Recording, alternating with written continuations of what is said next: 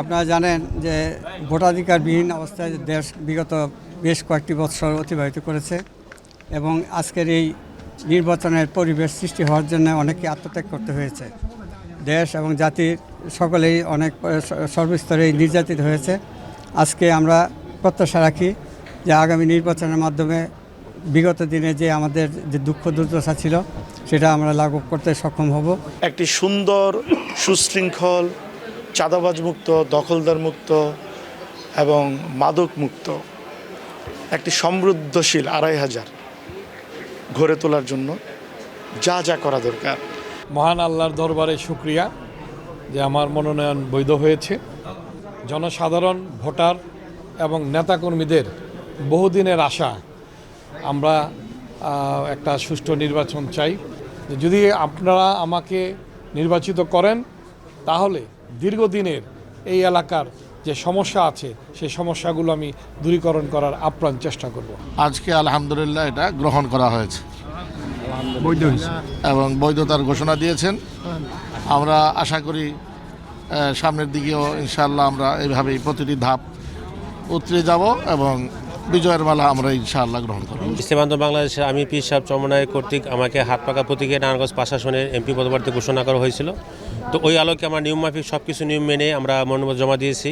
আর আজকে যেহেতু বাছাই ছিল, আলহামদুলিল্লাহ বাসে আমরা আমাদের মনোনয়ন নির্বাচন আচরণবিধি অনুযায়ী বৈধ ঘোষণা করা হয়েছে।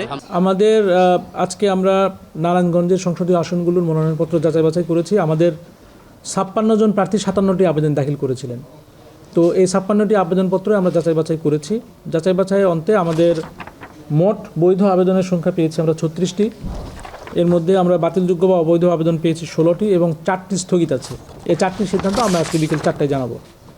এর মধ্যে মূলত যে সমস্ত কারণে প্রার্থীরা বাতিল হয়েছেন তার মধ্যে অন্যতম হচ্ছে যারা স্বতন্ত্র প্রার্থী দিয়েছিলেন এবং 1% যে ভোটারটা সেই ভোটারের সঠিক তথ্য না থাকার কারণে, যাচাই অন্ত সঠিক না পাওয়ার কারণে কারোটা বাতিল হয়েছে হলফনামায় যথাযথ তথ্য না থাকা অথবা স্বাক্ষর না থাকার কারণে।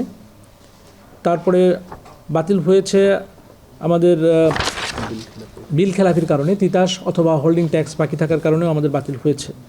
এছাড়া যে আবেদনগুলি আমাদের অসম্পূর্ণ থাকার কারণে, যেগুলো আমরা এখনও তদন্তাধীন রয়েছে, যেটা 4টায় আমরা যেটা বলবো আমরা যেটা স্থগিত আছে, এটার মূলত যে কারণটা সেটা হচ্ছে গিয়ে আমাদের 3 জনের প্রার্থী এরকম আছে যে তারা আয়করের হচ্ছে গিয়ে তার বকেয়া আছে, এই ধরনের একটা বলেছেন। এবং একজন প্রার্থীর যদি তার মামলাও আছে, আবার একই সাথে আবার এটাও বলা আছে যে তিনি হচ্ছে গিয়ে তিতাসের গ্যাস পরিশোধ করেন নাই। তো মূলত এগুলোই হচ্ছে আমাদের এই মনোনয়নপত্র বাতিল হওয়ার কারণ। আমাদের বৈধ প্রার্থীর সংখ্যা ৩৬ জন।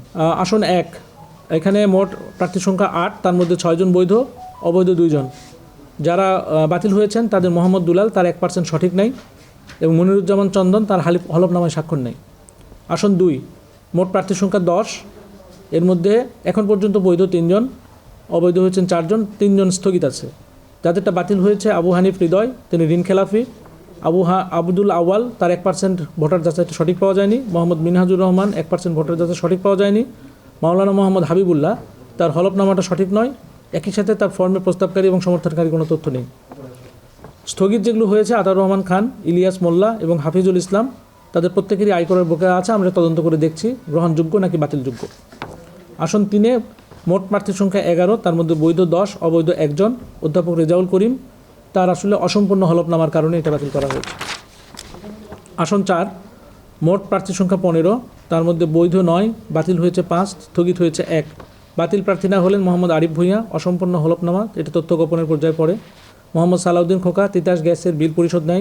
ফাতিমা মনির, তার 1% সঠিক নাই। ইকবাল হোসেন, অসম্পূর্ণ হলফনামা। মোহাম্মদ সেলিম আহমেদ, অসম্পূর্ণ হলফনামা।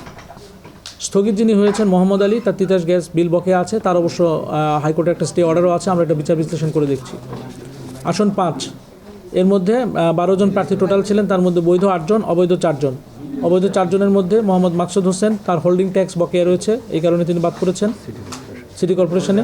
মোহাম্মদ সাকওয়াত হোসেন খান, তার দলীয় মনোনয়ন নাই। মোহাম্মদ নাহিদ হোসেন, অসম্পূর্ণ হলফনামা, তথ্য গোপন।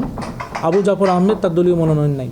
এই হচ্ছে আমাদের শাসন। ঠিক আছে, এটা যদিও আজকে ফোরাম না, তারপরেও যেহেতু আপনারা প্রশ্ন করেই ফেলেছেন, সেটা হচ্ছে আপনারা জানেন যে এখন পর্যন্ত আপনাদের সকলের সহযোগিতায় আইনশৃঙ্খলা রক্ষাকারী বাহিনী এবং নির্বাচনের সাথে সম্পৃক্ত ব্যক্তিবর্গ যারা আছেন তাদের ঐকান্তিক প্রচেষ্টায় নারায়ণগঞ্জ পুরো জেলাতেই আমাদের আইন শৃঙ্খলা পরিস্থিতি স্বাভাবিক আছে এবং আপনারা জানেন যে আমাদের 18 জন এক্সিকিউটিভ ম্যাজিস্ট্রেট কাজ করছেন এবং ইলেকটোরাল কমিটির 5 জন ম্যাজিস্ট্রেট কাজ করছেন, জুডিশিয়াল ম্যাজিস্ট্রেট।